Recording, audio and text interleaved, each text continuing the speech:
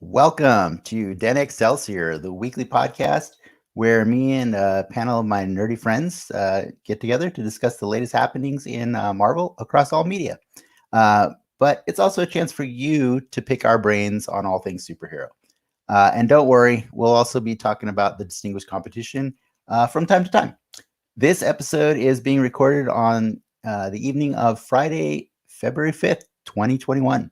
My name is Dennis, and with me are my magical twin children. They were born a few days ago, so they're looking pretty old. Frank and Ricki. Hello. Hey. Do I have the magic or the speed? What do I got? You tell me. I want to be speed. Yeah. Well, considering how much older Frank looks than Ricki, I'm going to say he's speed. Yeah. It's rapid aging at its worst. But before we keep going, we do have one more person to introduce. I'm pretty excited about this one because it was somebody recommended to us through a mutual friend. So it's not somebody in our usual circle, but he's just as much an enthusiast of all things nerdy as all of us. He's a video journalist, the host of the Ridiculous on Ride podcast with Mikey and Dev. And he's the proud father of Dorian, who is a diehard Spider-Man fan and avid sci-fi fan as well. Welcome, Mikey. What's up, guys? Hey, How you doing? Yo. Glad to have you. First and foremost, I would like to thank you guys for allowing me to come on the show and nerd it out. No Hey, problem. I'm looking forward to this all week, man. Really? That's yeah, cool. man. I was ready. I was doing push-ups and everything. Well, just so that the listeners and the viewers have a chance to understand, like, where your nerd level is, like, why don't you tell us, like, what, like, Marvel or comics and stuff means to you, and, like, what, you know, if you have, like, a memory or something you want to share with us. Yeah, man. I mean, I grew up watching an incredible amount of TV, mostly the classic Star Wars late at night. I mean, Star Trek, Star Wars, you know, the staples. I've just been into it. I'm one of those guys that rewatches Stargate, the whole entire series every year. All three of them. Frank is loving you more and more. I love that. That's awesome. Yeah. Every so often, I'll just pick one of the seasons, or I'll just jump to the one where like Cam Mitchell is there, or whenever Jason Momoa showed up as Ronan. Yeah. So yeah, man. Definitely into all things sci-fi. Reliving it with my son, going through the Marvel stuff with him. He's, like I said, he's a huge Spider-Man fan. So there's stuff popping up in my house everywhere that has webs on it. He's got shoes that light up, the whole deal. Anybody that has kids know once they grab onto something, that's what they had. Just like me with Darth Vader when I was little, that's Spider-Man to him. So Nice. My level of nerdness is probably not up there with you guys, but I would like to get on your level one day. It's going to be crazy. Oh, your son's like intro to Spider-Man is basically like Spider-Verse, one of like the wackiest and concepts of Spider-Man. We were talking about in post-production. It just so happens that he's half black, half Latino, just like Miles Morales, and it's cool for him to be able to grow up with a superhero that looks just like him. What does that show? What does that movie mean to you when you watch that with him? Oh, it's awesome, man. I mean, I get chills. I mean, it's like this guy, he really thinks he's Spider-Man because he sees it. He sees the dad is black, sees the mom's Hispanic, so he can. It's easy for him to relate as compared to like, when I'm growing up, all the superheroes are like white, like Christopher Spider-Man. Reeves playing, Christopher Reeves playing Superman, or Tobey Maguire playing Spider-Man. What was the first like super black heroes, like Blade? I think it was that actually was like that guy. Spawn? Steel. What? Yeah, Shaq. Yeah, no, Hey, we're not trying to insult anybody here. yeah, No. Shaq.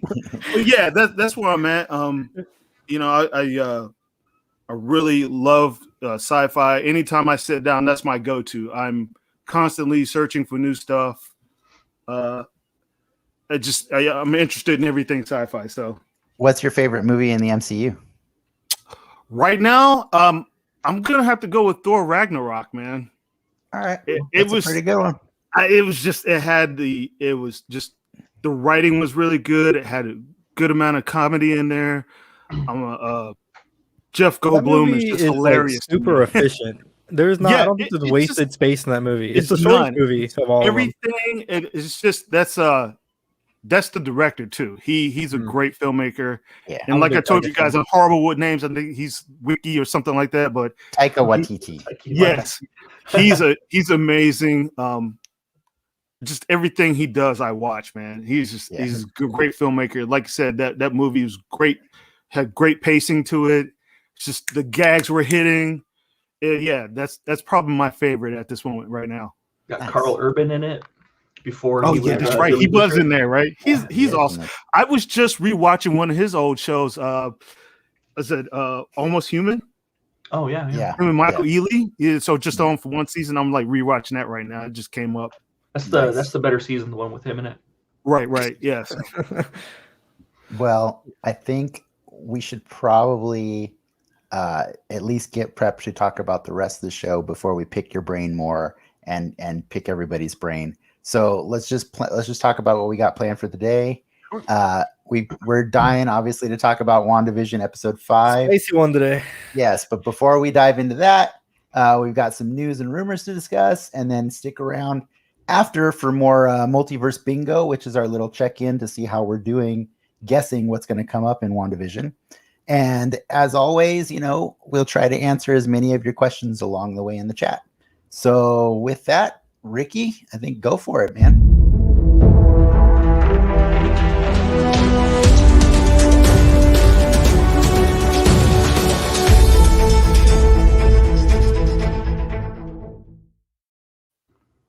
Did you like that, Frank? A little That was surprise. pretty sick. Yeah. Did we lose Mikey? We might have, but he Looks can like always he- come back. He's taking a big long drink. It's the longest drink ever. It's okay. Thirsty. We'll get him back. We'll get him back. I Stay believe it. hydrated. It's live. We're doing it live. Go All live. All right. So first on the docket, we got our first look at Falcon and Winter Soldier. How they're going to appear in the show coming out. Never seen them before. You're right. So you're spoiling this? I mean, this is official images. It's not- Should we it's say spoilers. spoilers before? I think we're saying spoilers before Alright, he this- shows Yeah, anything. why don't This you go is take a spoiler. walk and go get something from the kitchen? And too late. Looks like a spoiler. There Oh, you we're go. doing it Yep. live. We're doing Sorry, it live. sorry, guys. Spoiling the show. There it is. I All think right. the Zemo reveal is probably the biggest, I guess, if you want to call it spoiler, right? I It mean, would have been so much bigger if I just saw it in the show. But yeah. No, it's good. It's cool. It's good. these were all in the trailers. I'm digging the white on the on Falcon's costume. I think it was kind of lost in a lot of the MCU stuff, and that's more of his classic look, if I'm not mistaken. You're mistaken. Okay, It's Hey, he needs a it's- tiara. He's gonna there's be a legit. there's a lot more red in his wings, and then like his wings are very bright red in the comics. And yes, there is a lot of white on his suit too, but I mean, he's also got a lot of like bare open chest. Yeah, we got a question from Little Sea Cow vest. Soda asking if those are trading cards. I'm gonna guess those were trading cards. That you yeah, were they're showing us. from like Topps does the app. Like trading cards are now an app that you can collect. Oh wow, That's how this a lot of the world- Star Wars images got this released world's too. so weird. Yeah, no. That app's Next- been out for a while. I saw Well- they had one for X-Men like a couple years back. Yeah, I like the suits. The Winter Soldier looked weird though. Like I'm not. He was like wearing blue. Yeah, that was. It's that like was a little- the Infinity War suit had kind of a bluish tinge to it. but not blue and red together. Yeah. Yeah. Anyways, what else you got? What else you got We for us? got a new Wakanda series in the works for Disney Plus by Ryan Coogler's production company. I I think heard that about was this. kind of lost in the sauce, though, that this wasn't like necessarily confirmed MCU stuff. It's just Really? a series of shows set within Wakanda. I guess I mean, I guess like the assumption is it's probably mostly MCU-ish, but I don't mind if the stories don't have anything to do with the larger and Marvel universe. If as long as like they're cool, inspirational stories that take place in Wakanda, that sounds cool. I'm down for that. Yeah. Like an animated thing, or Thoughts, Frank? I know you're not a fan of Black Panther. I'm not a fan of the character of the Black Panther, but I love the world that they created in the movie The Black Panther and in the comic books. that was Just one of the bummers of character that itself movie, is right? boring. I mean, you didn't really get. There's not a lot of Wakanda in that movie. I thought there was plenty of Wakanda. There's I a thought lot of Wakanda. I They think it was also- like they a also super showed stuff. technological city. You just kind of got to see the mines and then his palace. what? And the Hey. markets and the Okay, farms. the market's like one scene. And how they elect Mm, officials, their government yeah. officials, and we got to see M'Baku's tribe, and we got to And- see. And the strip club. You don't remember the strip club scene? Was It that was- a deleted scene? Oh, I might have been drunk. All right, moving on. That was the Hustler version. Yes. We got some new Funko Pops. I swear, I feel like you have new Funko Pops every week for us. Well, because there is new Funko Pops They, every week. they Jesus. generate them every week. Like- yeah. I'm all for reporting on all these things, but man, that's a lot of Funko Pops, man. Well, I think it's because it wasn't.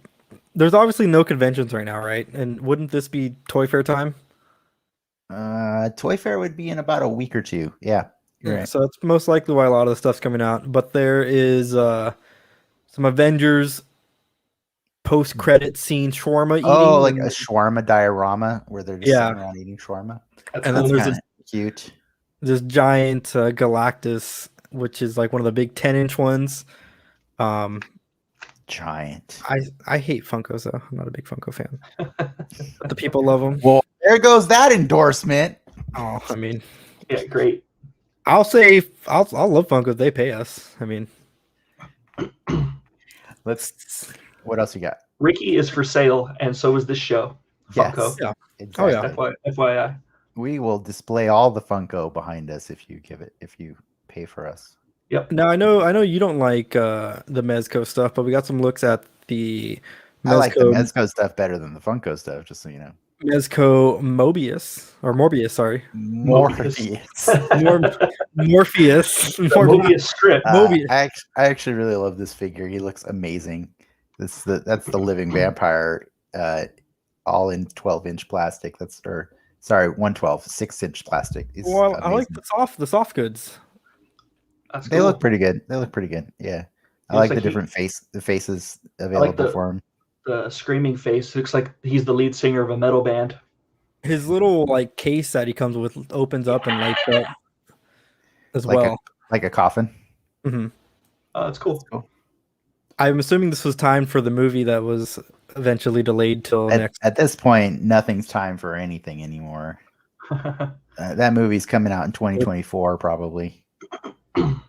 It'll be good. Lastly, a lot of toy stuff this week. We talked about it 2 weeks ago about the Maestro Hulk Legends, but now we got we were talking about it in Avengers. No. Avengers. I don't think we talked about the figure. We talked about the Maestro is going to be in the Avengers update with Hawkeye.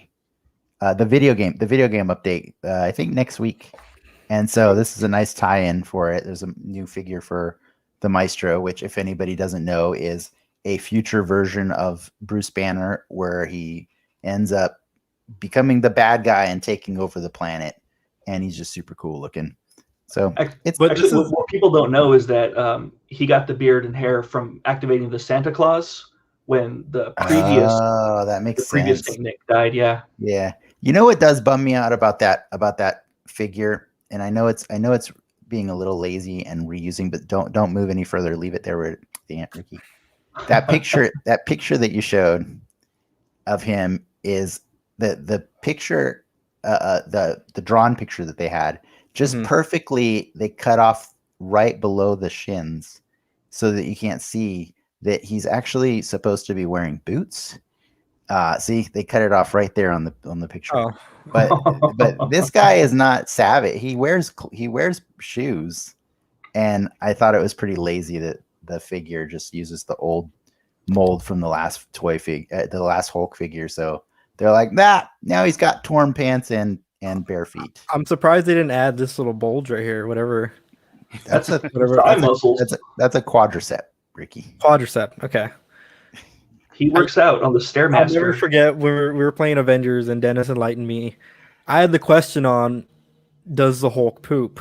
And if the Hulk does poop, are they big poops or little poops? And you've explained to me that this has happened in the comics and that's how he died. No, Wait a minute. I We explained- broke it down. We did Mikey's deep dive. back. Welcome back. Back. Sorry about that. Mikey came technical back at snafu. a weird time to come back right there. Yeah, because you guys are talking about the Hulk taking a dump, and Oh, I'm yes. actually curious too. In Marvel Zombies, which is a kind of like an alternate universe story, actually written by Robert Kirkman, who created The Walking Dead.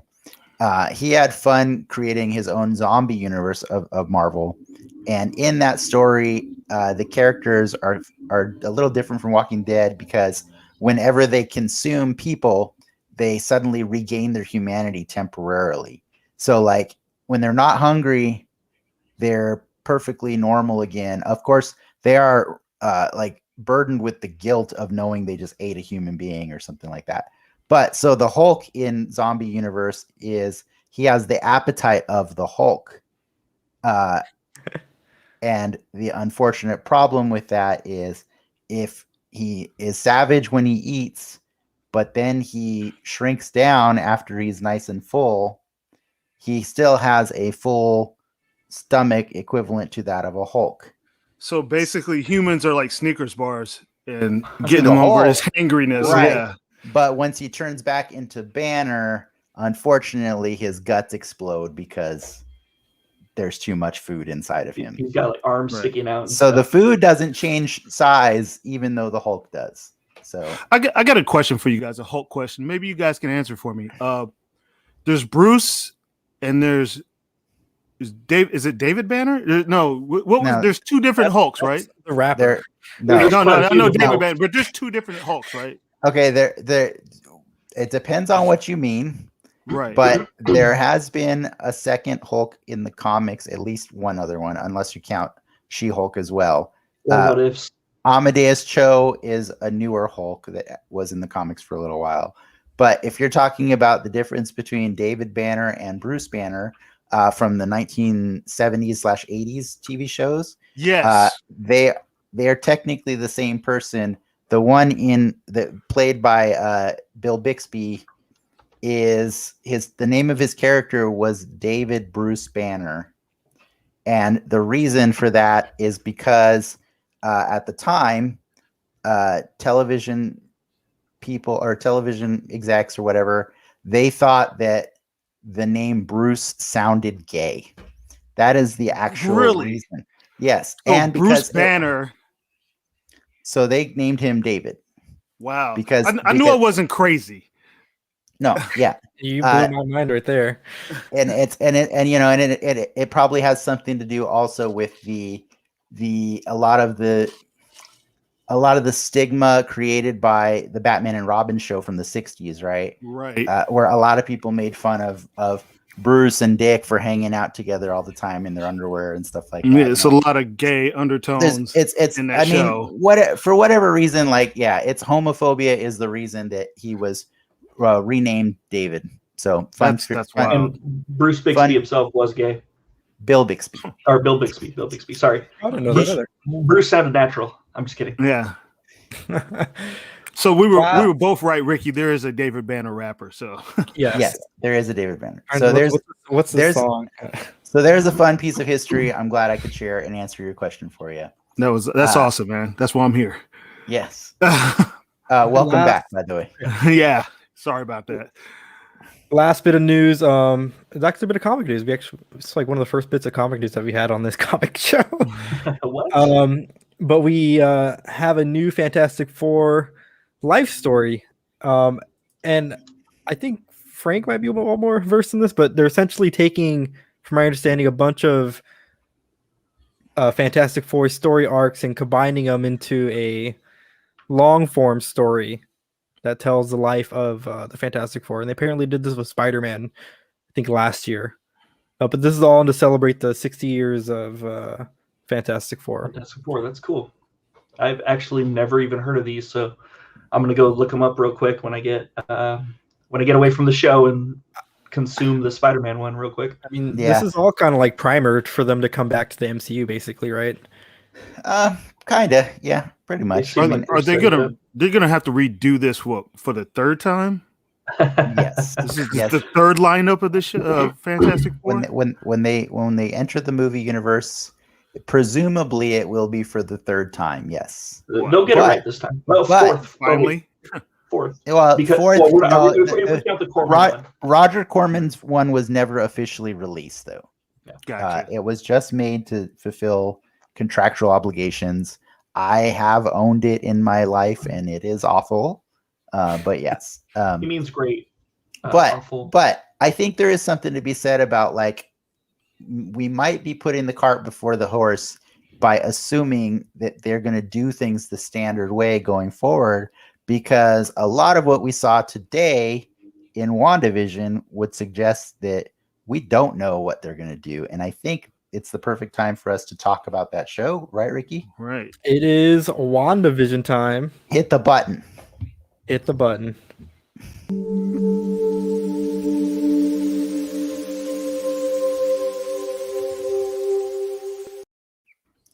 It's our spotlight time. It's time to talk about the show that we've been waiting for. This week, we're going to be talking about, obviously, WandaVision episode 5. And I thought that the title of this episode was hilarious because it was one of those ones called On a Very Special Episode. And for me, that just triggered so many memories of so many stupid sitcoms deciding to take a break from being hilarious and tell a story that had purpose, and it always just came off really. I was talking to Dennis earlier. It's like it's a take a knee, sit down on the couch, listen, son, this is the way life is. Yeah, but you're gonna be better. Oh, don't man. do drugs. I was so happy this episode was not about like don't do drugs or the dangers of gun violence or anything like that. No, I felt like this was the best On a Very Special Episode I've ever been, subjected to, and it's because the dangers of drone violence, actually. Yes, yeah, yes, but yeah, I think as the name suggests, this is where everything took a serious shift, culminating in Vision and Sword confronting Wanda about bending reality, and just before a surprise guest appears at the door. And if you consider that a spoiler, sorry, but I promise you, from here on out, we're definitely spoiling this. So right. if you haven't seen it, go watch it right now. But yeah, what do you guys have to think about this one? Do you guys want to talk more about like the beats that happen in the episode, or do you just want to talk about what you liked the most? What did you like? As coming from a filmmaker's perspective, the production value of the whole series is amazing to me. They're nailing all these intros from the different eras. Like, I guess this was the 80s one, so it was more like the family ties with the pictures that, morphed into the titles and everything. It was so Family Ties. Right. And that was also Growing Pains was the pictures. Yeah. Oh, was it? I thought Family Ties was the pictures. Cosby Show did it too. Family Ties had the paintings. Or yeah. Sorry. Oh, that's right. You're right. Sorry. When you mean pictures, you mean like the photos. I got you. Because Family Ties was the painting. Yeah. Wow, you just skipped right there. Yeah, no, it was really funny because like I was trying really hard to think about like I couldn't remember the 80s sitcoms that I used to watch.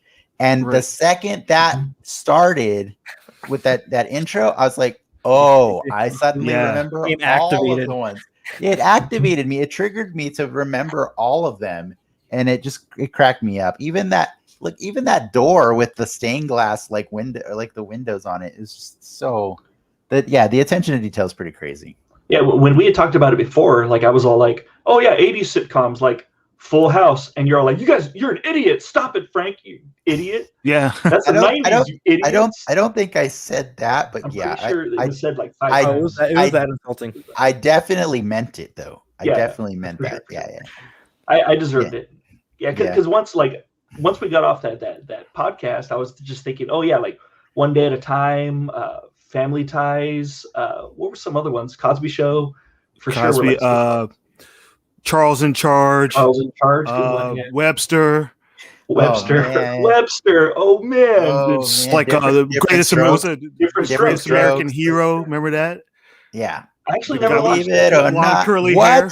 You never watched The Greatest American Hero, We've Frank? talked about that, and you've mocked me Believe for it or before. not, God, I'm you walking idiot. on I can't believe you're such air. an idiot. What an idiot. What an idiot. See, Yeah. it's proof now. It's proof. Unless he edits there it you out. go. This stuff wasn't even on Nick at Night, so you guys are.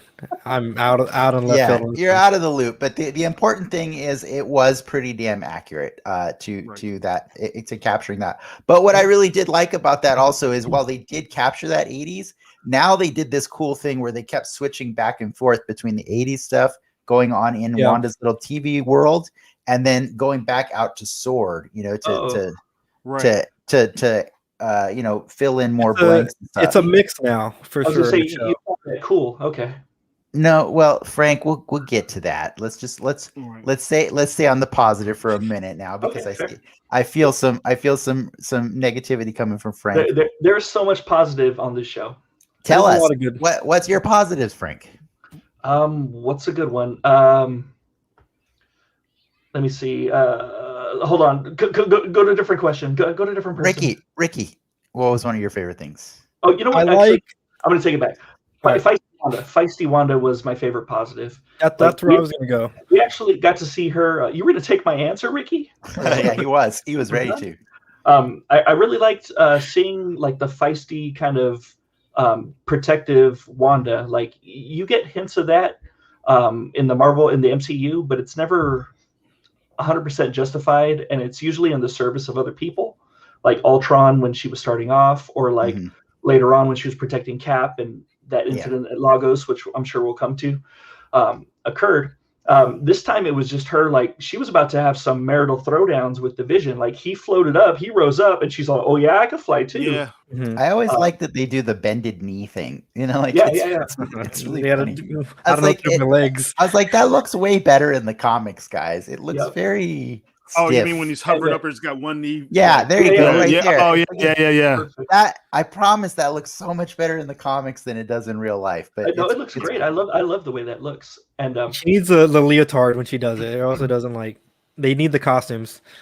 And then I liked when Haywood pulled out his sword dick, and then Wanda actually pulled out a bigger, larger, fatter, veinier dick. And like, the image you got where the lasers all turned around and pointed at him tells it all. That was amazing. Like you're clearly not in charge. You might think you're in charge, but you're not in charge. You are not Charles, sir.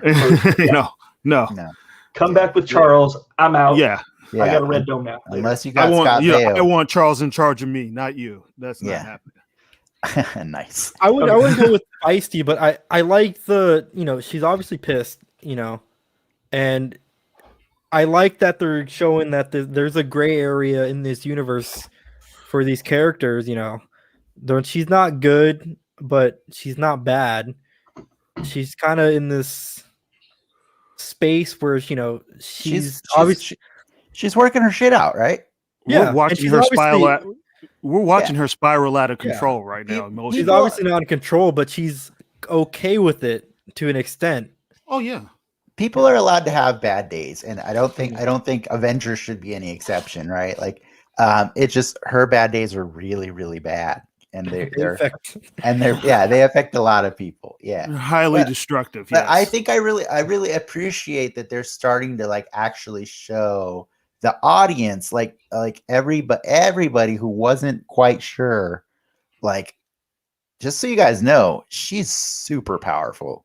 She's like really, really powerful. And this all goes back to like what started that whole drama in Civil War, right? Which is like, oops, I accidentally blew up an entire like floor of a building because Right. I'm that powerful. You know what I mean? Like it's I mean, to be fair, that was also a bomb too, but like, Right. I mean, they even made reference to it about, saying that she could have beat I always Thanos. said, Oh yeah. They made reference to it, and you was- see when he was the- Rambo kind of, when they said Captain Marvel's name, you see she kind of threw them a look like, when her Yeah. name was mentioned, she gave this weird like foreshadowing look. but she also was redirects the focus to be like, that's not who we're talking about right now, and Right. and it's her, and it is true. Like when I watch Infinity War, or sorry, when I watch Endgame, that's like one of my favorite moments in that whole battle scene, because like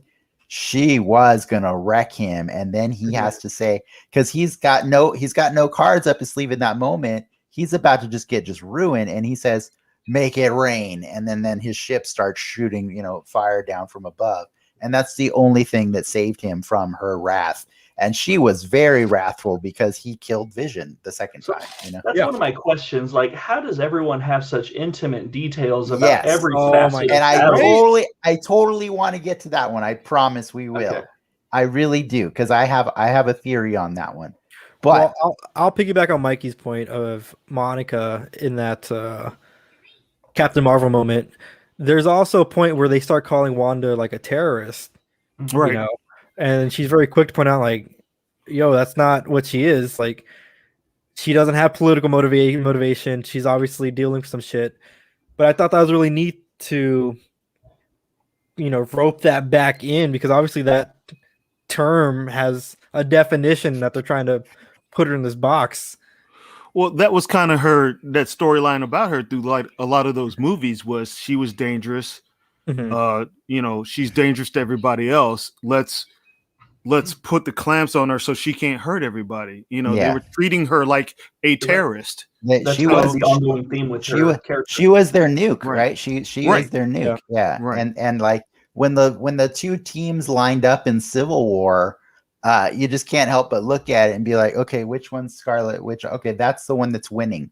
That's the team that's going to win, whichever one she's on, because the rest of those Avengers, they can't hold a candle to her. Like, See, and that's why it was good that they had Hulk and Thor off world, off the table, but just but just like they did in the comics too, right? Like they had Except they had Thor in the comics, but they had fake Thor because real one wasn't in the picture. Right. So he was a robot, right? Yeah, had a cyborg that they made. But the point is the story of Civil War intentionally removed the biggest hitters from the board so that the story the battle could be a little more evenly matched and a little less destructive, But we did have a question from C. Cow Soto, which kind of tied in. She was saying she read something about this pulling from a Monica Scarlet Witch mutual trauma storyline in House of M. Is that a thing? I don't remember Monica being a part of House of M at all. Yeah, I don't remember. I just listened to House of M over this week, and yes, that was his new listen that he did. And in fairness, that's more comics than I read this week, so I'll give it to you this week. I don't remember Monica in that story. But yeah, sorry, C. Cow Soda. I don't think that's a thing that at least that we recall. I will definitely look it up. I'm meaning to reread House of M anyway. On the Monica topic, they tease her superhero persona, but what is they say photon in it, like they do mention the word photon, but she's talking about a photon. Yeah, she's talking about photons. But it's which I want to get to that. She can't be she couldn't be X-rayed, and I don't know what Monica's powers are. Like what are she's got like shape-shifting powers. She's got nondescript energy powers. Light. She can travel at light speed and stuff, right? Like fly. She could absorb energy. Yeah. They always have that grab bag of energy powers. You always have your heroes that have that, right? Energy powers for sure. She's Starlight. Kinda. I know we have one big like that we all want to get to, but before we get to that one, I just have to share my personal like, which was. Do we know that's one big like that we all share? I think that it's something that we all care deeply about. Okay. I have one that's probably not on the rest of your list. In fact, I know because I looked at your lists. I think he was the unsung hero of this episode. Norm delivered one of the best scenes of that entire episode. He's Vision's coworker that's there learning about the magic of computers and how it can do all these things and possibly even get him a wife. And they read the fun email. And then he's like, well, Vision, what are you going to reply? What are you going to say? You're the office funny guy. And Vision uses his powers to shut down the computer because he's very disturbed by it. And then he's like, whoa, I can do that. And then he looks at Norm and shuts down whatever is controlling Norm. And in that moment, that actor loses his shit. And he just becomes this manic, frantic person who's like, Oh, yeah. Where's my phone? Oh, my family, blah, blah, all these, like, it's going crazy. He's nuts. And I loved it so much because Vision doesn't know what to do in that moment. Mhm. Probably not the best judgment, but he then puts his fingers back on Norm. And as much as, that scene is very disturbing, I just really loved watching that actor just on the flip of a switch, just switch back into regular Norm. And I was like, if that scene didn't sell the entire crazy creepiness of this episode, I don't know what does. You know what I mean? Like that entire moment was just so disturbing on all the levels. Well, Vision's or Paul Bettany had some awesome chops at the end of that episode too, when he's having that argument, which Right. He does. it felt very other movies real too. Like, let's talk about Norm. Yeah, I think we already knew Paul Bettany is a good actor, though. Right. No, that he's who he is. He might go places. But you're right, Ricki. But what I'm saying is, like, I think Norm set a great tone for the rest of that episode. You know what I mean? Like, the whole time after that, we're just like, this is leading up to something. Like, and then it did. It gave us that confrontation that we were wanting to see, right? It's crazy to think that this is like an MCU show with almost zero action or fighting so far. That's cool. That's and it's awesome. good. Like it's a nice, super welcome change of pace. Yeah, seeing these little intricacies of these characters bicker at each other. Like, they're definitely letting the acting carry this series so far, for sure. One thing about Norm's his freak out when he's talking about her, they cleverly brought up her, which I think is meant to make us believe it's Wanda, but it's probably another her, obviously, and maybe they're trying to make us think Agnes, Wanda. I don't know. I feel like they're trying to fake us out somehow. Yeah, because I feel like there's different levels of awareness between different people. Like the one neighbor that pops in all the time seems to know what's going on. Agnes, the brother that lives next door kind of seems to know what's going on. But the guy that Vision kind of brought back to reality didn't. He was just like, I didn't know what's going on. I'm waking up from a dream. What's happening to me right now? And after Vision put him back in whatever whatever she's got going on, or whoever's got whatever mind control going on with him. Yeah, he went back to normal, like nothing was happening.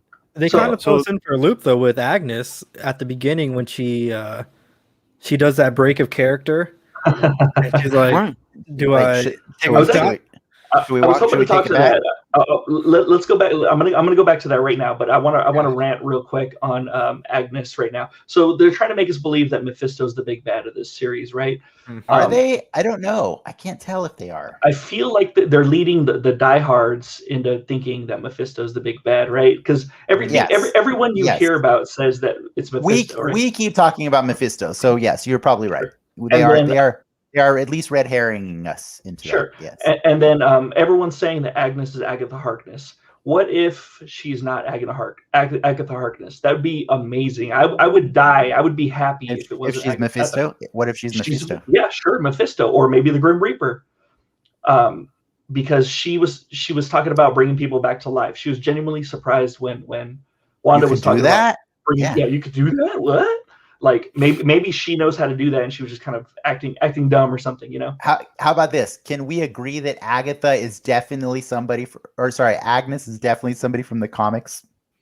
Yeah, I think we can. Yeah, and that's the neighbor, right? That's the one that keeps popping in. Yeah, the one seriously something shady about her. Who lies about where she lives because she said, "Hey, I live on your right." Oh wait, that's my right, not your right. Right. That's what she said. No, she doesn't live there because that's where. My man, that's where that guy lives. Yeah, that's where he lives at. Yeah. So, and she doesn't live with him unless he's Ralph. Every time you say "my man," you're referencing Rick and Morty, correct? Yeah, yes, that's correct. Okay, because he cool. was glitching out and cutting the I fence. know. I'm just making sure. Yeah. What I think you have some other rabbit holes that you wanted to take us down really quick, Frank. Oh yeah. So we were just talking about, okay, so Ricki started leading us to where she kind of broke her character a little bit. Yeah. So like she's pretty good at rolling with the punches. Whenever they throw like some kind of weird ad lib at her, she's good at like, you know, going with it. But then all of a sudden, like he's all like, Vision's all like, oh, maybe you better not hold her. And then she's all like, oh, I don't know my line. Do you want to take it from the top? Like, it's like, what the hell? Oh yeah, like out of nowhere. like they reset, and then you see like the hard edit. Yeah, so like TV show. Is she trying to clue Vision in, or is she trying to hide Vision from it? Because it's pretty inconsistent from show to show. In that episode where I was referencing the My Man guy, anyone know his name? She's Herb, right? Herb. Yeah. Or Herbs and Spices. She was obviously trying to kind of keep Vision from it, but still, like, I don't know. I don't know what her motive is. Like, it seems pretty inconsistent to me. Anyway, right. It's like it gets very Truman Show-ish when those two were standing over there, and exactly. It's like, what did they? It's like they know what's going on. They're part of it. She does, but then every so often she plays like she doesn't know what's going on. But was that one of your likes, or was that? What's her game? No, it's kind of one of my kind of moments. It's not. Okay. It's not a like or dislike. Well, what's one of your likes then? I went to everybody else. I went to the rest of the class. Okay, sorry.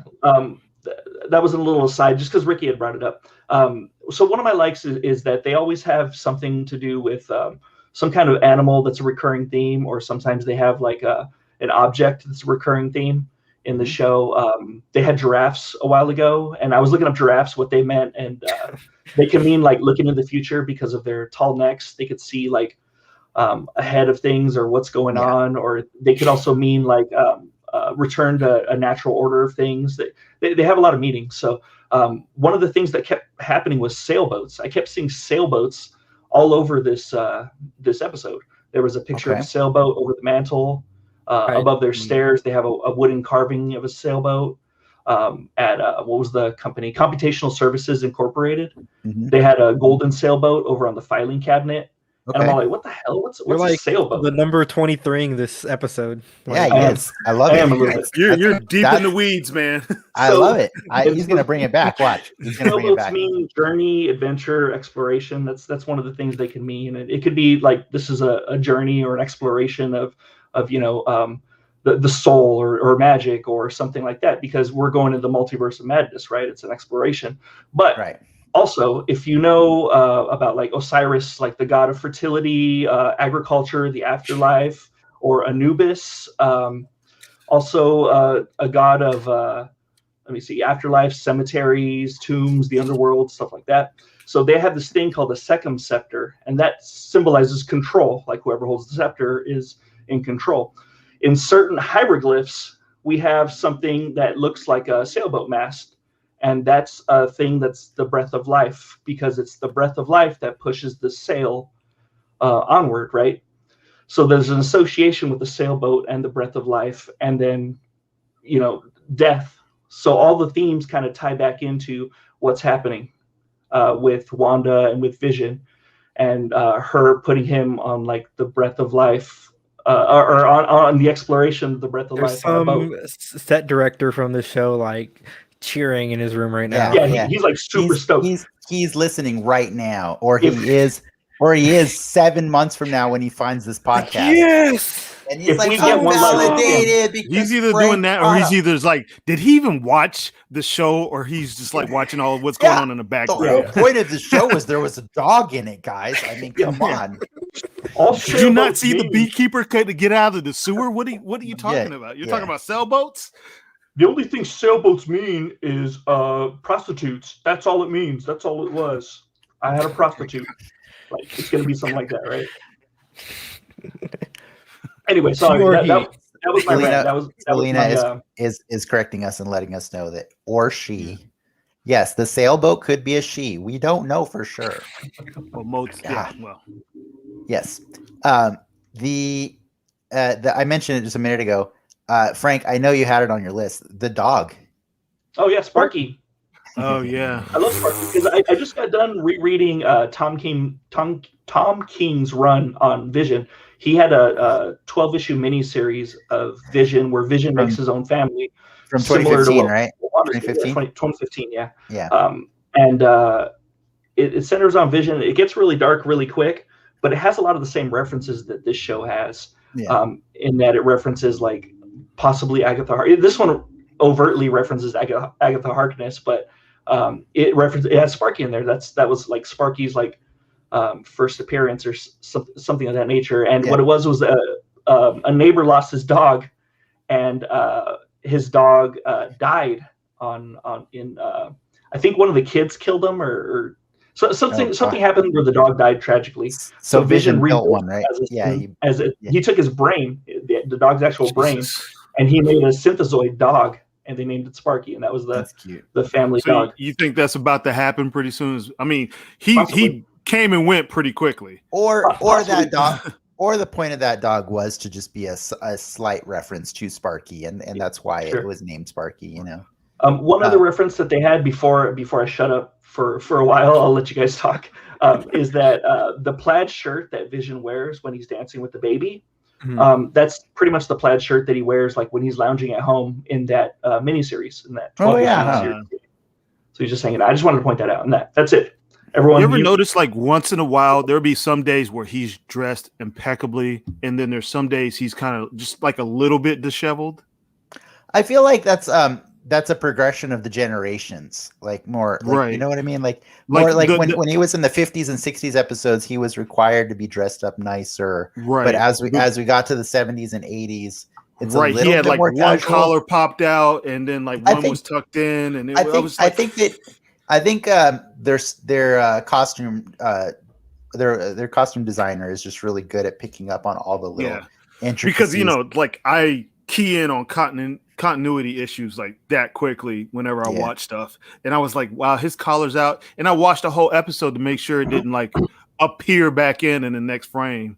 Yeah, and it stayed out the whole time, and then I watched the other ones and other episodes just to see if that was like a thing going through it, but he was dressed impeccably, especially in the 50s and 60s. That's the way they dressed every day. It's like Mad Men. You can take that up with Shauna Tripchick, who is the costume designer on that show. I know her by name because she was also the costume designer on Dollhouse and Firefly and many of other Joss Whedon's projects. Gotcha. But yeah, she's really cool. One thing before I shut up for reals. So there's a thing called an Everbloom blossom in like Wundagore, which is where Scarlet Witch comes from. It's mentioned in the Vision miniseries. That's why I wanted to bring it up. So what happens is you eat one, and then you eat one out of the stomach of something that ate it that died, and then you can see the future. So I thought it was very interesting that Sparky supposedly ate the azalea and died. Got it. Yeah. That's it. That was a bit of a reach, but we all said at the end, so I think I think, or it's just like, as a yawn maybe. That's incredibly fascinating that you catch all that. Well, then again, you read the comics, so you're going to catch all those Easter eggs in there. I think there's one last big like that I think is, for me it's a big like, and I think for Ricki and I think for Mikey maybe, but I think this is going to take us into the dislike section for Frank. But the one I'm very impressed that it took us this long to get there. Way to go, guys. But Pietro showing up at the end of that episode, and I think we had actually discussed the possibility a couple weeks ago, because Ricki told us that Evan Peters was going to be in this show and has been seen on set, and we're like, well, I guess he could be Quicksilver, he could be Speed, or he could be Mephisto, or he could be Mephisto disguised as Quicksilver or Speed, whatever. He shows up at the end and he's totally recast. And they made reference to it.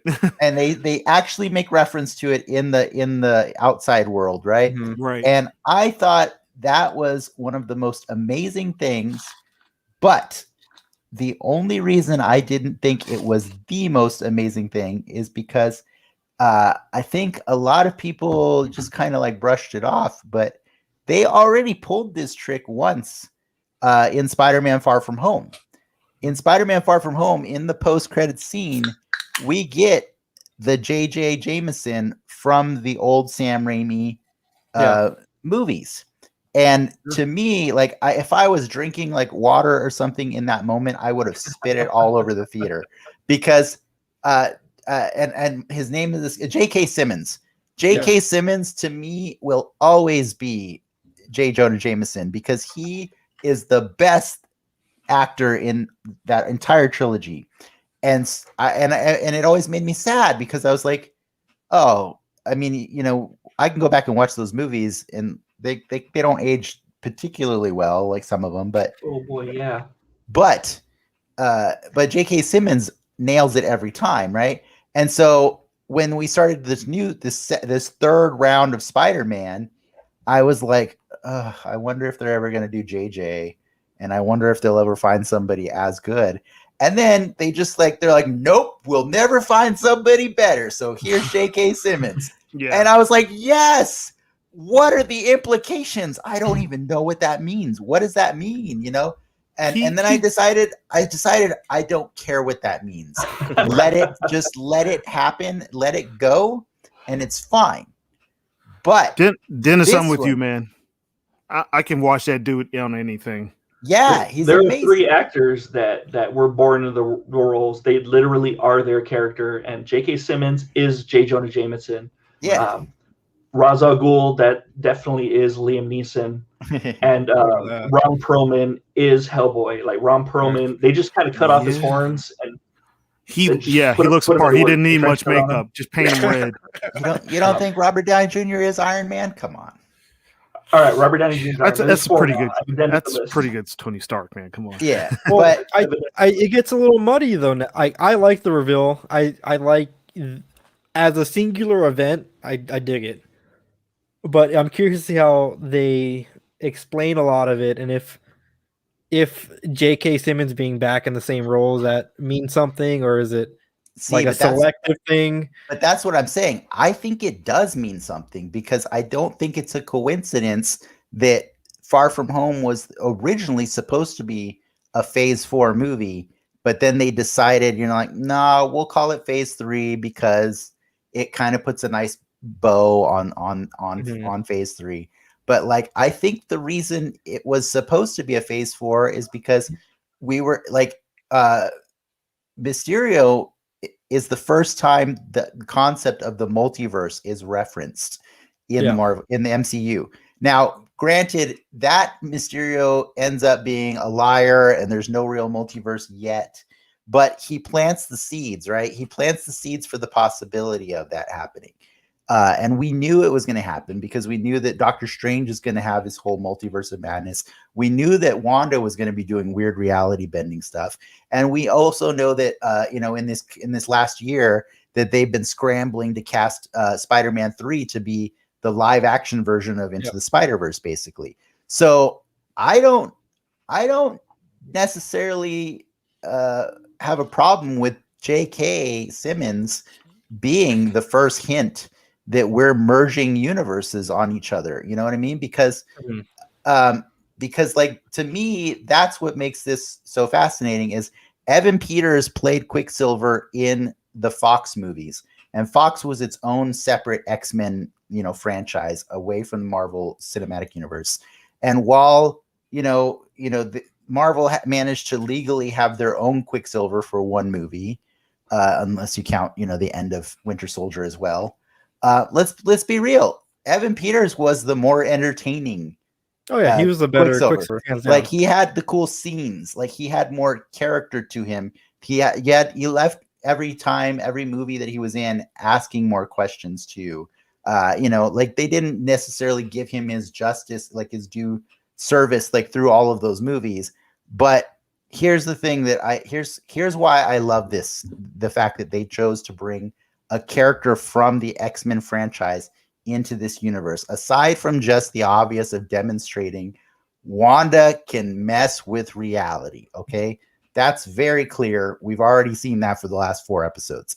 But the larger thing is it goes back to what I've said before about Star Wars and Disney, which is when Disney bought Lucasfilm shortly after they bought Marvel. I mean, the difference is, you buy Marvel, you're buying like an empire of like comic books and all these movies and all this cartoons, all this history. You buy Star Wars, effectively, you're buying 6 movies. You know what I mean? You're also buying some cartoons and some all the books if you want to, whatever. But most people know Star Wars as these 6 movies. And the trick is, yes, they also bought Indiana Jones as well. I get that. But when you buy Star Wars and you're Disney, your intention is never to sell people on the Star Wars that they like. Your job is to build a new Star Wars that not only sells people on the ones they like, but also the ones they didn't like, right? You have to get people on board with everything, because who wins then?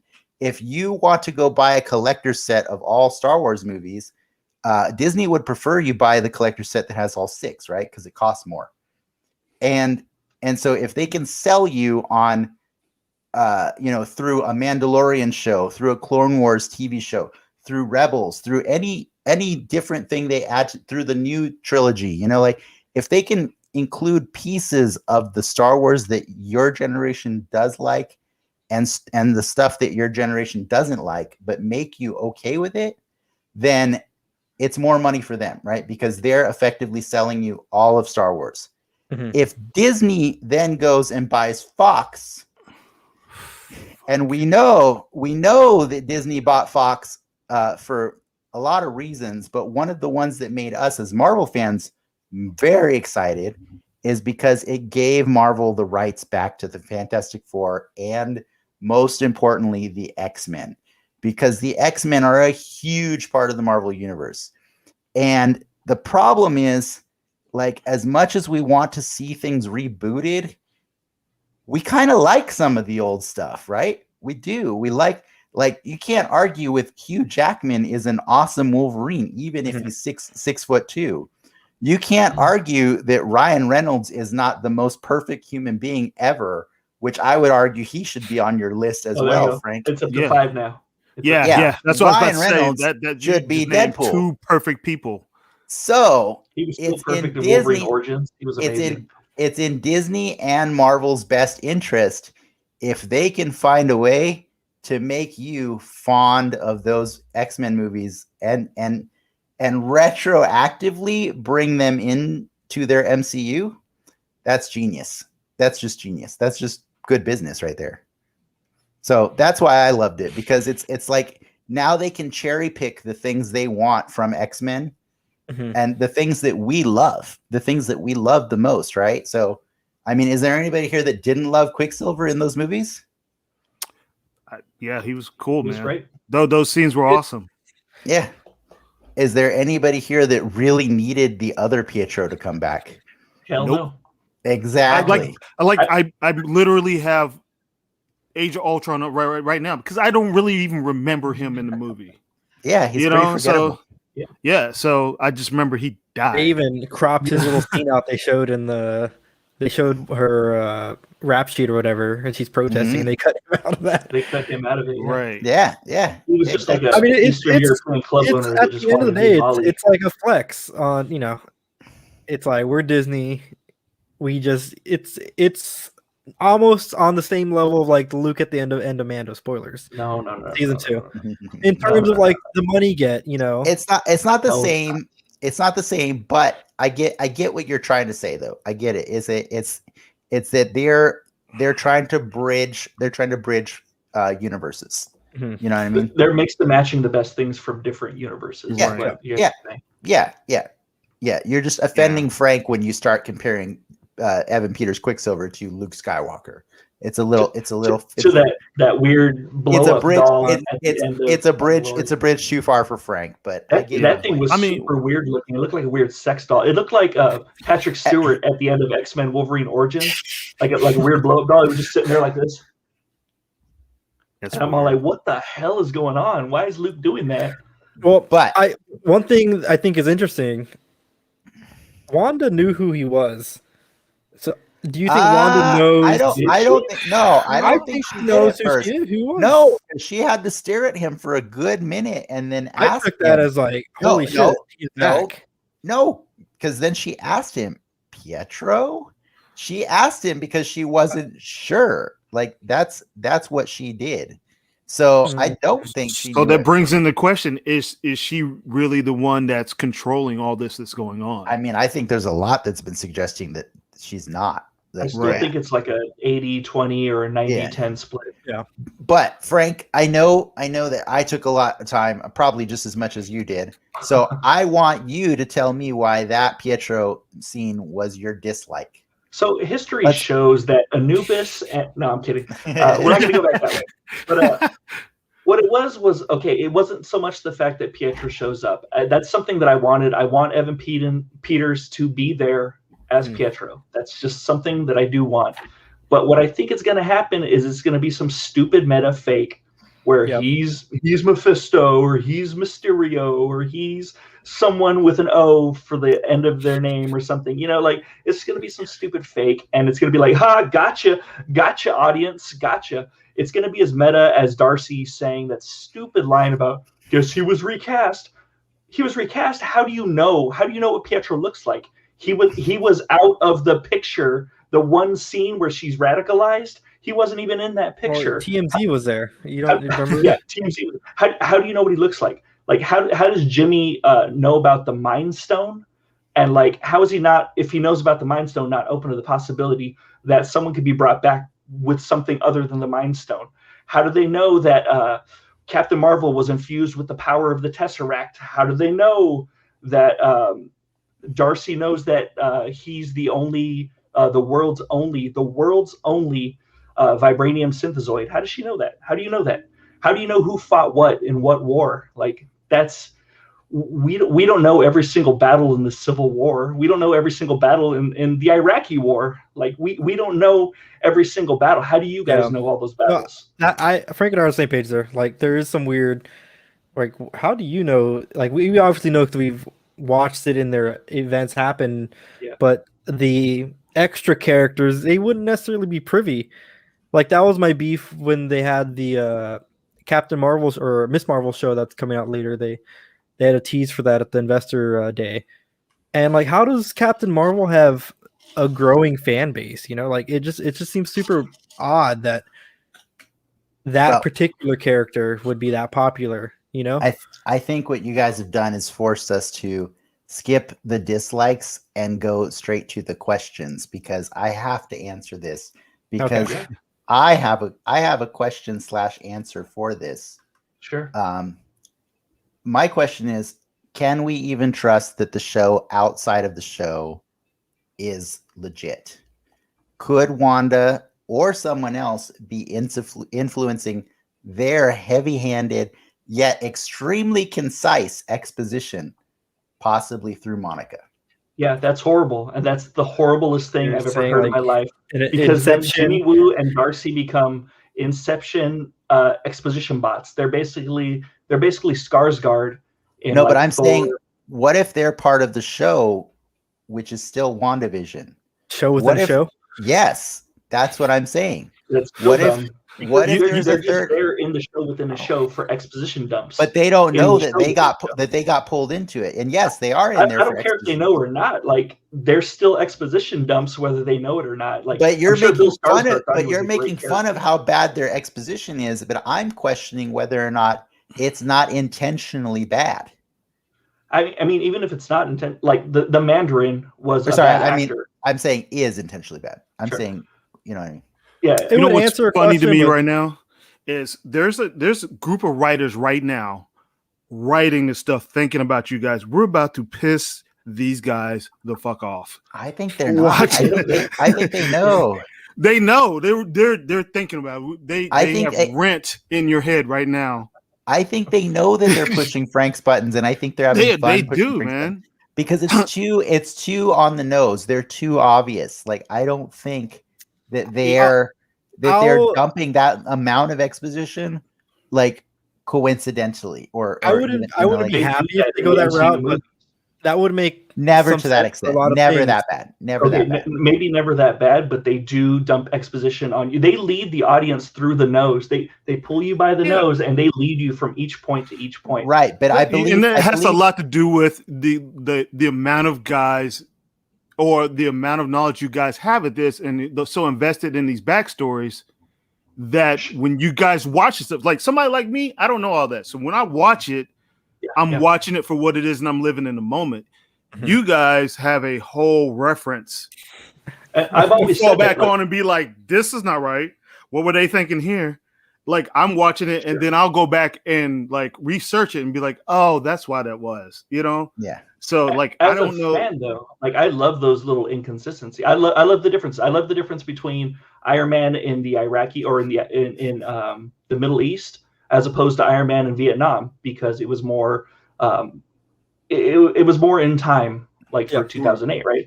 And then the problem becomes, though, is that Iron Man didn't do a lot of hand holding. Their exposition was presented to you creatively.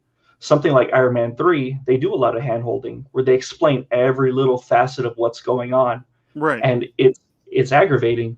Show don't But tell. WandaVision is starting to show signs of doing that, where they or they're gotcha, or they gotcha. or they gotcha, and I'll fully admit it. So when Mandarin came out, I was going to bring it up from Iron Man 3. He was a horrible actor in the commercials, and I was calling it out. I was like, "That's stupid. That's stupid. Mandarin sounds so stupid in the commercials. This is dumb." It was but then Sir Ben Kingsley. yeah, King. Yeah, it's great actor, but so you see him in the movie, and it ends up he was hired. He was a bad actor who yeah, was he was hired an to actor play being Mandarin. an actor. Yeah, Sure. So I was all like, okay, they got me. Fine. right. And I can love let that win, movie for that. I love That's it for that. fine. I mean, that was the same thing with Jake Gyllenhaal in the Spider-Man movie too. He wasn't really who we thought he was. The difference in that though is he was exactly who we thought he was, because that is Mysterio's story. That's his backstory. Yeah. Is it really? I said, I don't know. That's what I'm saying. In the comics, he pretends to be a heroic character initially, right? But is actually, a villain trying to do villainous things and stuff like that. Okay, but gotcha. by convinced. So when we were watching those trailers for that movie, we're like, I see what they're doing here, and it's cute and it's fun, but like we know, Frank and I, we knew what was going to happen, and so it didn't make it not fun. It was still a fun movie. That's what I was going to ask you guys. Does it take the sail out of you when sometimes it's like I already know what's going to happen at the end? The wind out of our sail? Yeah, you know what I meant. Sorry, I was just correcting the sailor for a second. I think Marvel does a good job. We haven't used sails in a while. Yeah. They're able to, pull from the best, but also keep it exciting, right? So there were some little twists with Mysterio that made it different, I would say.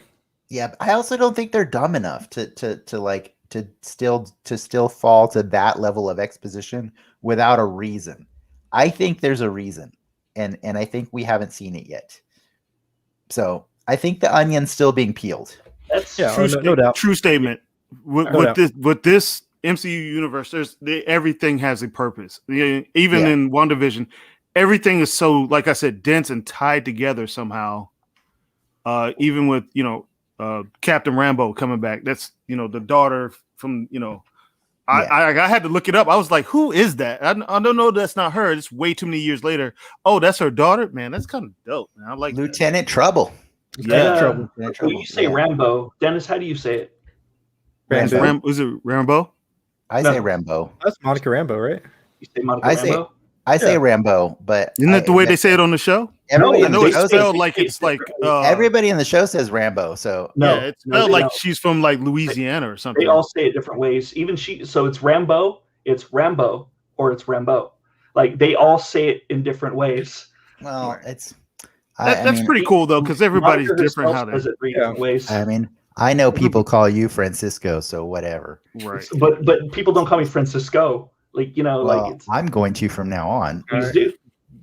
My people pronounce my last name like bunch of different ways. It's Damron, Damren, whatever. But you pronounce it one way, right? Right. I pronounce it like it sounds. Damron. It's RON. But if you're from the South, you'll say Damren.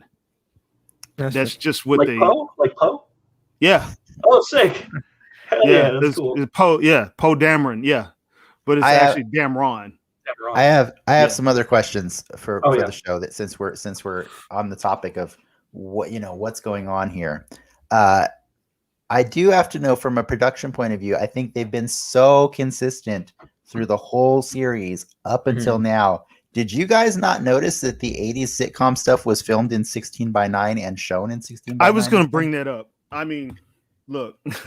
That was weird. In the last episode, you remember in the last episode when the aspect ratio changed? Yeah. Every episode. That was honestly one of my favorite parts. I've noticed that right when it comes, just because I edit and watch video every day. So I was like, okay, that's cool. They got it in the right format from that time period. Why is the 80s one in 16:9? And then what's even weirder is when it goes back to the outside world, it goes to fake letterbox where it's the it's like the widescreen, right? Yeah, 2/35 and 1, ratio. Yeah, and I was like, okay, you're intentionally doing fake letterbox for TV for those, and you're doing full widescreen for the 80s, and that's I think it's because Vision was starting to piece things together, right. and I feel like it's more when they break that veil. That's when it tends to do that. But just to be clear, that's why I'm wondering if the world outside of their world is also another reality that's being manipulated, because that one has its own aspect ratio. I think it's just a TV show showing. Like, because it's WandaVision, right? TV production. They're just showing the different aspect ratios as it goes from. I've got a matrix and a matrix theory, and I'm okay with it for a minute. Yeah, where Dennis's point will make sense, and it's kind of one of my dislikes. But your theory would kind of retcon it a bit. Not retcon. It's not a retcon if they already wrote it in there. That it just corrects it in your brain. Correct it a bit. Correct. But they inform us that Wanda was the one that got Vision out of the sword base. Did they? Yes. 9 days ago, or 9 days prior. They did say they that. coincidentally showed us footage that was relevant in that moment. Very exposition-y. Yeah, exactly. And I'm like, that's super weird, to not tell Monica, hey, some lady just busted in here.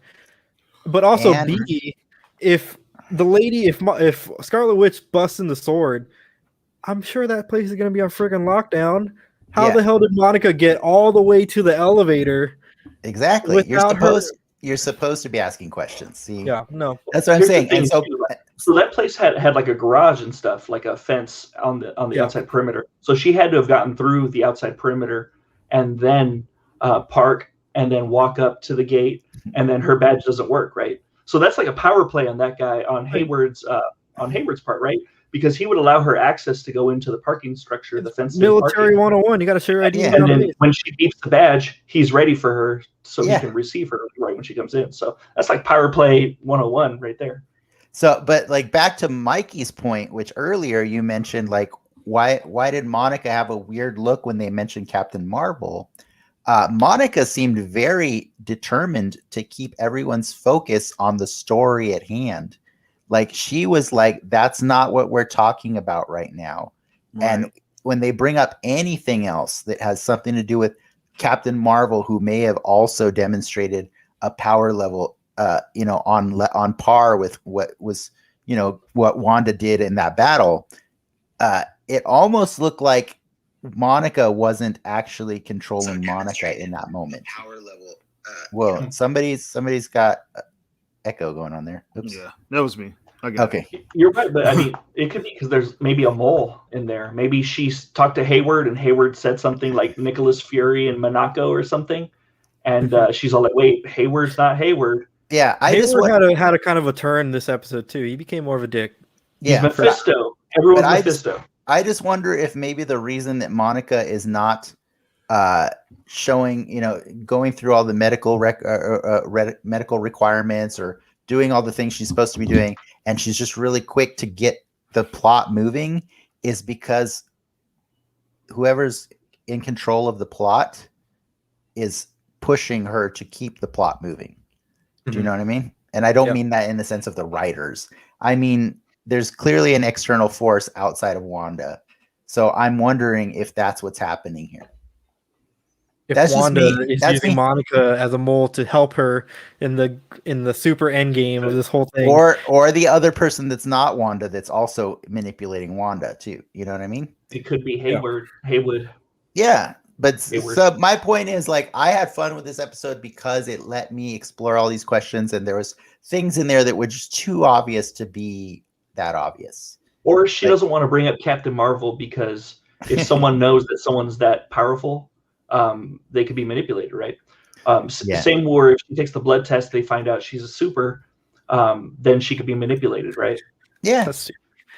What about the aerospace engineer? Do you have any thoughts on who that is that she was texting? So there's, if you watch the Spanish translation or the Spanish subtitles of this episode, like you do, they It's escrito. the pronouns they use for that word are feminine, but take that as you will. So theoretically, it's a female character. So I'm thinking of a Susan Storm being the nice little tease for that. I don't know. For me, I felt like that text was Baby Yoda sending the signal out that that somebody at the end of this season is going to show up to answer that text. So I don't know. I don't know if we're getting a Susan Storm showing up at the end of this. Also, I don't think that Susan Storm is an aerospace engineer. She could be whatever Marvel needs her to be. Yeah, she's been on planes. It's watchful guardian. That's fair. Silent protector. That's fair. Who do you think it is? I don't know.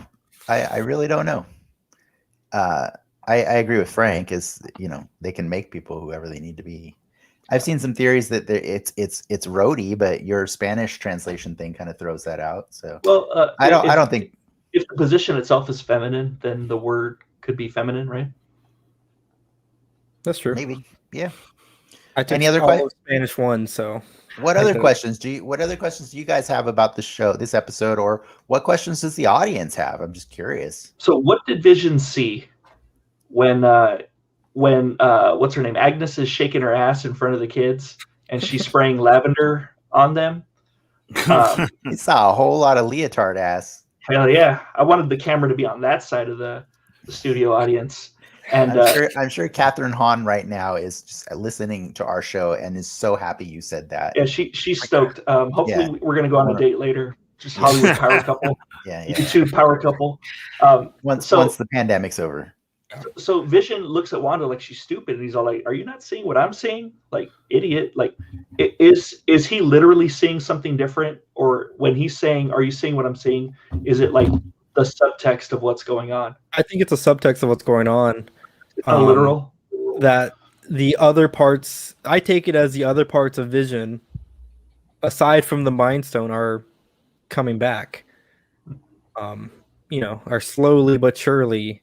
Yeah, bringing his reality back. He started becoming more aware of what's going on. Something's wrong. There's seriously something wrong, and I think he really feels it. And I think during this episode, it really hit him. It's like, yo, what? There's way too much wild shit going on right now.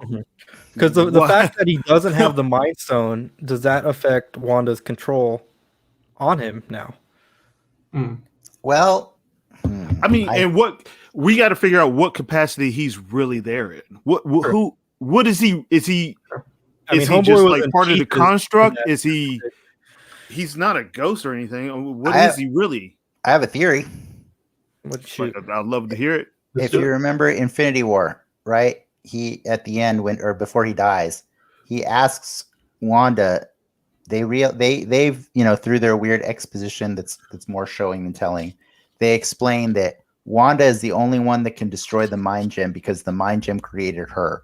So her powers operate on the same vibration or frequency or whatever as the Mind Stone, as Vision, correct? Mm-hmm. So if she's the only one that can destroy it, she's also the only one that can recreate that energy, right? So I think she's his battery. I think she's literally brought him back to life because she is able to produce the same energy. True love. So as long as he stays close to her, or as long as she's powering him. I don't know if Right. it's a proximity thing or whatever. Yeah. Mm-hmm. So I think right now it is actually Vision, but it's because she's literally plugged into him. right? Well, You know. I like that theory. Yeah. yeah, I can see that. I mean, I I guess mean, we can all they agree. explained that in Infinity War, right? Right, They, she is responsible for him being there. yeah, just like she's responsible for him dying until Thanos rewound time and then killed him again, which was like the Right. most cold-blooded shit ever. Like that's so do you- awesome. It's cold Right. piece of Easily my work. favorite scene. What do you guys think of the other nuggets they dropped where, part of Vision's living will was that he wouldn't be revived?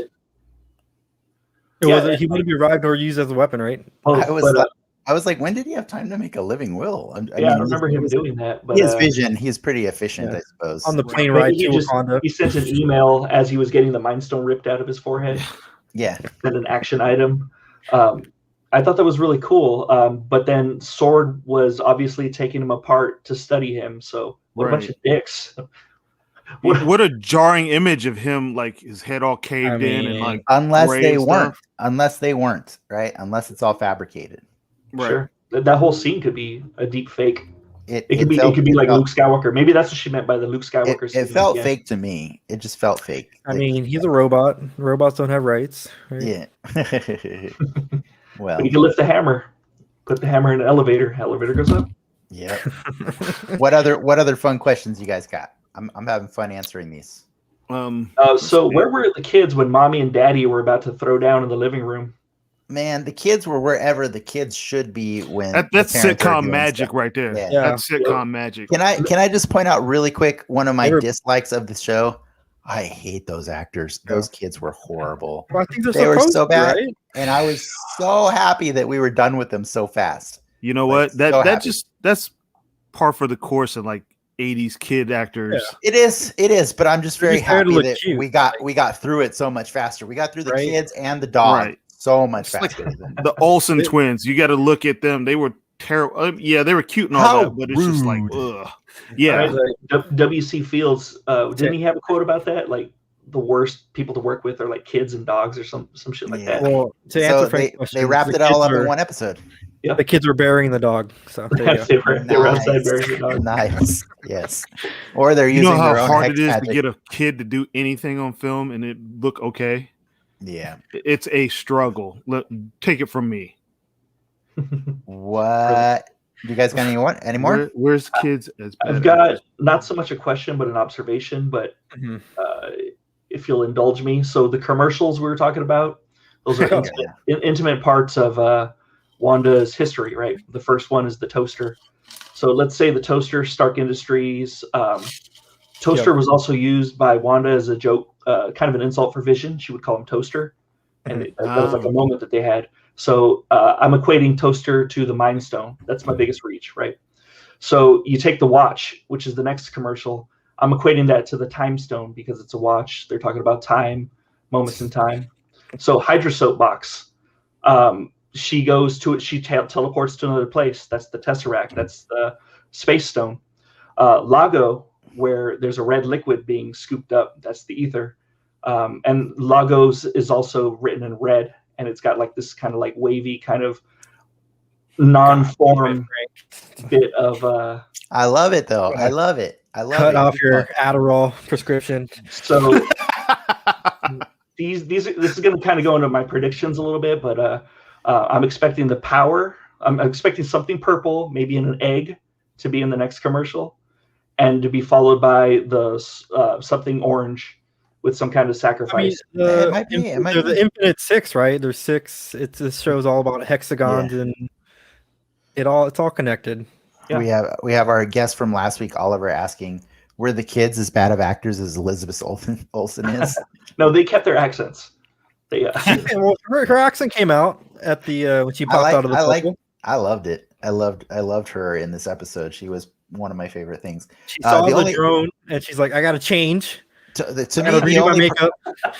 the only person that outacted, Elizabeth Olsen and Paul Bettany in this episode was Norm. That's freaking it. Norm. It was Norm. Norm won. By the way, man, I want to send a shout out to Oliver, man. I watched him on here last week, and I feel your pain, brother. I'm swimming. I'm trying to stay afloat in here too. He believes that the Power Stone is going to be a purple Viagra commercial next week. That would be Good call. fantastic. Yes.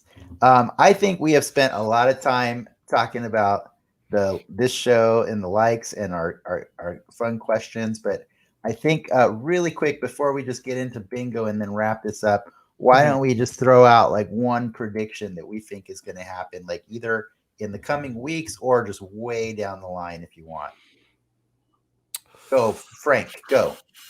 Sword segments will continue to lead the audience by the nose, and critics and viewers alike are going to just lap that shit up. That's my prediction. You know mine on that one is I think it's going to be another gotcha moment, but I think way further down the line, I think everything just planted the seeds for Hugh Jackman as a reality coming back to be, or out of retirement as he promised to be in an Avengers movie. I think the seeds were planted right here today. That's fair. Yeah. Mikey? Man, I got to be honest with you guys. I have no idea what's going to happen. And honestly, I'm okay with that because it's exciting going into the next week. Because like I said, when I first spoke about this, I hated this show. Even though I've only watched like the first 15 minutes, I was like, oh, this is trash. I don't know what's happening. This is another, streaming show that's going to be just not quite right. It's just not. But once I got to watching it, and I had a couple friends come back and was like, yo, it's good. And then I talked to Ricki. I was going to be on the show. I was like, yo, I got to watch this. So like I said, I muscled through it, and it's like it turned into, wow, this is pretty good. But like I said, third episode in is really when I felt like it really hit a stride. Yeah. A lot of us are in agreement that we're never going to watch the first two episodes again. Yeah, I'm good. We remember them. Cool. They're good. Yeah, it was cool, but they got the writing a little bit too right on some of those old shows, and they were like hard to watch. And wait, did you say white or right? Right. Oh, okay. I was making sure. But they're still mighty white too. So yes, they are. But yeah, I like I said, I have no idea what to expect. I'm along for the ride, just like everybody else at this point. I don't have enough background of these characters to know, like you guys, who the villains are, their main villains or whatever. So, like I said, I'm excited to see what's coming, down the pipe. Mm-hmm. Like I said, I have no idea. I just feel like Vision's probably going to save the day at the very end. He's going to be the one that talk her off the ledge. He always seems to be her conscience, or, the person that could, get through to her. So whatever the end game is going to happen, I feel like Vision is going to be a big part of it. I would hope that between, like, if my theory about her being a battery is correct, and everything that Cherie studied, from mapping him, I would hope that this ends with between the two of them figuring out how to create a replacement battery for Vision so that he can be back in the MCU. Because like he's a great character, and I love how clever he gets to be on this show and problem solve for himself, because like he's always, problem solving with Tony or with Bruce, or like all the like everybody else. But it's fun watching him be the investigator in his own story. Yeah. It's a fun thing going on. Ricki, Mikey, I'm pretty sure Oliver is a big fan of yours. Are you, Emmy? I missed beginning. Did you talk about Lil Uzi Vert? Yeah, he went full Vision, bro. I don't know. We did forget to mention that Lil Uzi Vert got a I thought the door was going to open and Lil Uzi was going to walk in. A little, yeah. Is that your theory for next week? Like Uzi, all the memes are already out where Thanos is pulling it out of his forehead and everything. $25 million diamond in his forehead this week, and everybody's just waiting for that moment when Thanos comes and rips it out of his head. Look, this is clear. Motherfuckers just got way too much money, man. Marvel money. I mean, hey, everybody's got priorities in the pandemic. All right, I'm just saying. I ain't gonna front. I've been the one to get a little bit of cash and do some dumb shit, but damn. Like a whole jewel in the middle of your head, bro. I mean, come on. It's true. Like with that Dave Chappelle skit when he gets the guy. Yeah, Gets rich. it's like, I just bought a baby. I just bought this whole truck of Newports. Cash. I'm rich, Yeah. bitch. That's the whole thing. We are running pretty late, and I just want to make sure that we get a chance to Ricki. If do you have any prediction before we go into the? I think the final showdown in this show is going to be Wanda choosing between Vision or her kids, and that choice will cause her to lose her mind, or push her towards insanity, which will be picked up in the next movies, which will ultimately result in whichever option she doesn't pick coming back. So either the kids are gone for a little bit so they can recast them with better actors, or Vision's gone for like a well, movie. we're not done. We're not done. They're still going to age them like probably two more times. So, you know what I'm saying? It's going to be between the kids or Vision in this show. I think that's what the ultimatum is going to be with the outcome. That's fair. Good. That's fair. That's a fair assessment. But do you think Evan Peters makes it out of this alive? No. How dare you, Ricki, for coming up with such an eloquent and good prediction? Yeah, right. You're supposed to be all over the place. Yeah, I know. You're supposed to come with some weird midichlorian shit. Well, then you know what? I kind of don't want to look at the bingo board because you're kicking our ass on that too. But let's go do it really quick. Bear with us, Mikey. We're just going to look at our bingo cards for a second and see how we're doing this week.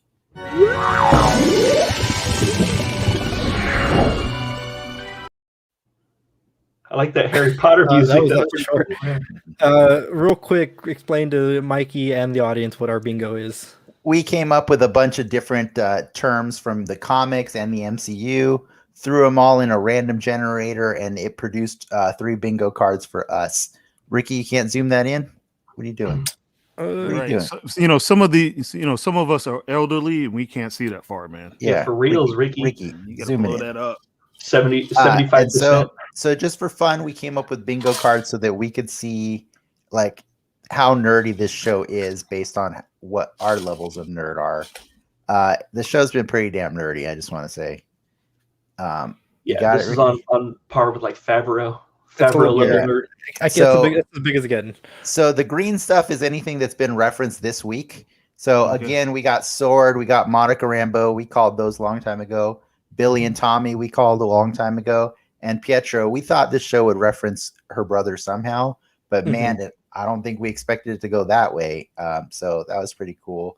The yellow stuff is stuff we're kind of still on the fence about because we're not sure whether or not it's actually legit. The new yellow one that we added here for my card is we put Natalia Maximoff because that's in the comics. That's Wanda's mom. But in the show today, when they were going over her bio, they said she's the daughter of so-and-so and Irina and Oleg. Yeah, Oleg and Irina Maximoff. And so we were like, does that count? Because we were going for is Wanda's mom, but that's not the mom. That's not the mom we know. Yeah, it's a mom. It's a mom, but it's not like why change it from Natalia to Irina? But she's had 4 moms though.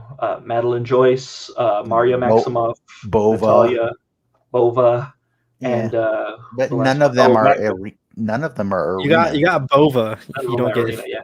We did get Bova. So let's check out Frank's card. I'm doing all right. My card is Anthem. Love that card. Love to see it. Zoom that card in. So Frank got Hex today. He got Hex magic finally. I really like that Darcy finally actually named it. And I'm always a fan of when the comedic sciencey character gets to name the fun stuff, much like Cisco in The Flash, like Frank, you were mentioned that's kind of his job on that show. So if anybody was ever going to name it Hex Magic, it was probably going to be either Jimmy or Darcy. So it was fun to get that in there. But also, Frank, you had Sparky on your card, man. Look at that. Frank with the Sparky. Look at that. A good one. And then, again, we reference Hydra and Sword and all that stuff. So Frank's looking really good. Now, here's the trouble. Here's Ricki's card. I technically win on a technicality. Ricki, you technically win if we decide that Natalia Maximoff counts. Because in the line, you're on the free space too, but you also have Darcy Lewis, Billy and Tommy, and Pietro Maximoff. which makes me all the more inclined to say Natalia doesn't count. I could see that argument. I just because you don't even know what half the things on this card mean, Ricki. So I learned half of them last week, so that's fair. But if they come out and say Wanda's all like, no, Natalia's my mom, then we're like, oh shit. Oh yeah. If my theory is correct, Irina's my mom, or the person that raised me. Matrix in a Matrix, and then you find out, no, my real mom is Natalia Maximoff. What are you guys talking about? See, We're like, shit, you may have been your father, daddy. I don't think we're ready to give it to you yet. We're not ready to give it to you yet, Ricki. Sorry. That's fair. But you're close. You're the closest of all of us. Well, what do you guys thinking? You got anything else to add tonight before we take off? Dish soap was joy, not coy. It was joy this time? It was joy this time. What? Yeah. Shit, Frank. I didn't notice that. I was actually looking, honestly. Yeah. Vision washes his hands with it. The kids wash the dog with it. And paid sponsor, huh? Yeah. To add to, I guess, some tease spoilers, there's a slight frame when Evan Peters is when he has the door open, they're showing it to Pietro. In the back, there's a reflection of Evan Peters, and his hand is red. Could be from the stained glass. No, it was a mirror. But I'm saying there's stained glass on the door. There's stained glass on the door. I don't know. It could be. I tried watching it a couple times, but I couldn't tell where the red was coming from. Does Morbius and shit to that? Do the normal vampire rules apply to Marvel vampire? That's why I was looking at the mirror. I wanted to see Morbius is not a normal vampire. He's a science experiment gone wrong. Yeah. Same with Blade. No, Blade's not a normal vampire because he's a daywalker. Yeah.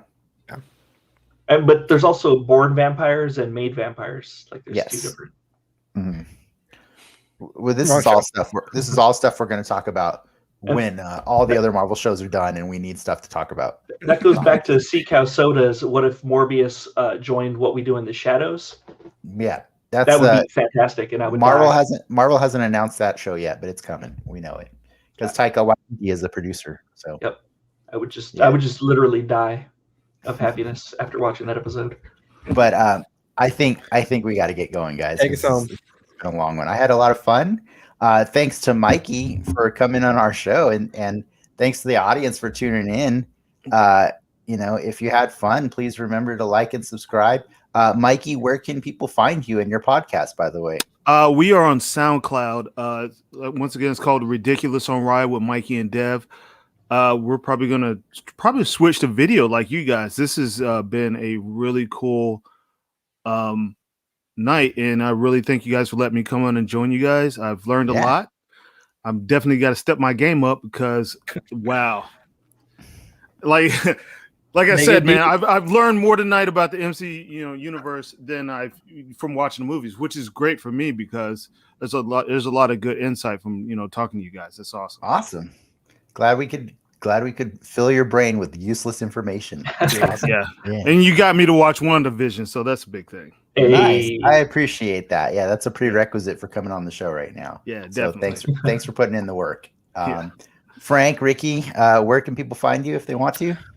Every Friday, but not next Friday. Not next Friday. Yes, Frank would like everybody to know that next Friday he has a prior commitment, so we will have a substitute guest host / whatever in here with us. They better. All I can say is they better be up on their Egyptian mythology, Armin. It was funny. I knew most of that stuff you were talking about from Stargate. Nice. yes. The Egyptian stuff. I was like, okay, I get what he's talking about. I know Anubis and all. Freaking Horus and Ra. Yeah. All right, we're gonna sign off so that you guys can keep talking about Egyptian stuff forever. Ricki. He didn't say. Ricki, their Instagram. Just there. Cool. Okay, you said. All right, and then as always, you can find me Denix Media on Instagram, Facebook, Twitch, Twitter, and YouTube. Just making fun toys with videos, or making fun videos with toys, honestly, and talking nerdy with my friends here. So yeah, thanks for watching Den Excelsior. See you next time, true believers. Enough said. Bye, guys.